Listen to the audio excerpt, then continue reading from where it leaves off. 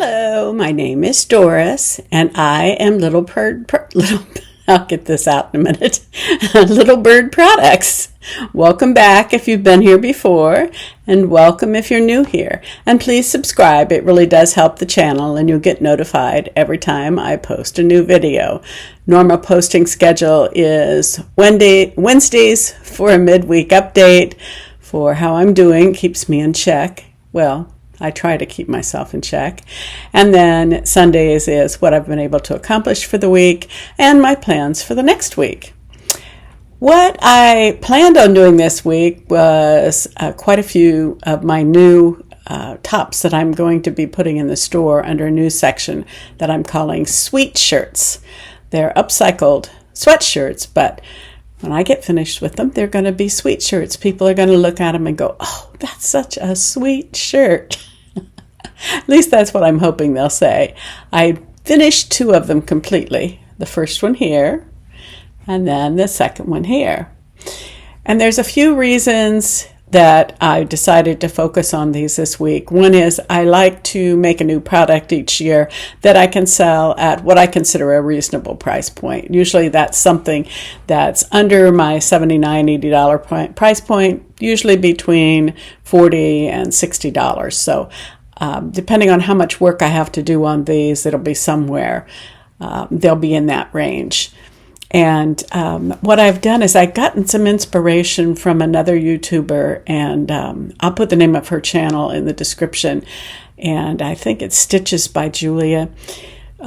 She does a lot of sweatshirts, and I don't think that she upcycles. Well, I don't know if you consider it an upcycle because I think she uses new sweatshirts. And she has a booth at some market where she lives. And I believe she might sell on Etsy. If I see her Etsy store, I'll put a link in there for that too. Well, what I do is not exactly what she does. It's similar enough that I wanted to give her credit for some inspiration. What I've decided to do with mine is I am thrifting my sweatshirts. It was part of my great thrift haul, last week's video, if you watched that. And I'll put a picture in here of the next 8 that I have to do, and a couple of them are hoodies. And they're beautiful in their own rights, but I like to make them, like all of my makes, I like to make them a little more comfortable, a little more ease in their fitting. I like things that fit me so that I can show you examples like I have in the end, where I can kind of dance around in the video and show you what they look like on a plus size body, because I'm about a 2X, an extra large to a 2X, and these are very comfortable at that size point. What I do is I hesitate to make a tutorial on them because it's not a lot of work. It's more embellishing, and I'm using a lot of vintage linens and lace like these, and some buttons. I'll show you a few pictures here of the embellishments that I'm using. I have a lot of those from when I did aprons, and that's part of why I'm calling these sweatshirts, because they will have that element of femininity. I like that word, to them. And I'm trying to put at least one pocket on them, and I'll show you here what I'm doing with my label to make it stand out a little more.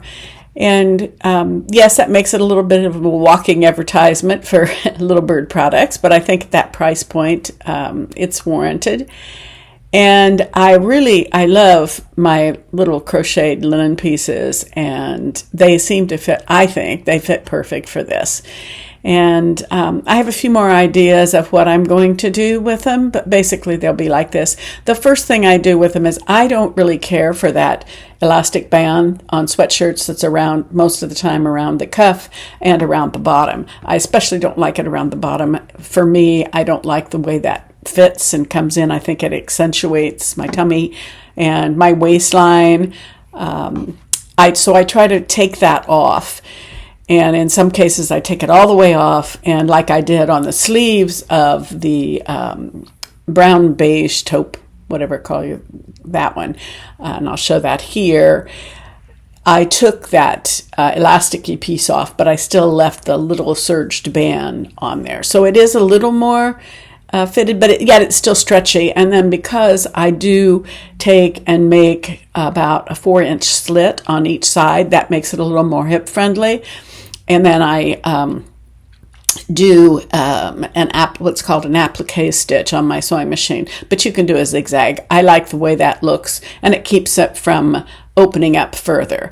Really, on a sweatshirt the material is more like a t-shirt where you don't really have to serge it. It's not going to fray, but I just like to do that to give it a little more stability. And then I also put that same little stitch around the sleeves. I either do that or I use my serger on them. I just, I like the kind of rustic edge. I pull on it a little bit and it curls up kind of like a t-shirt does. I like that more rustic look to it. I really love the one sweatshirt, the taupey beige one, because it had a zipper across here. It kind of has a higher neck, kind of rolls back, but because you have that zipper, it lets you breathe. I'm really always warm, so I don't often wear a sweatshirt here in Texas, but when it does get chilly in the evening or in the morning, it's kind of nice to slip one of these on. I'm thinking for maybe a couple of these next 8, I might actually open them down the front and do some more lace down the front.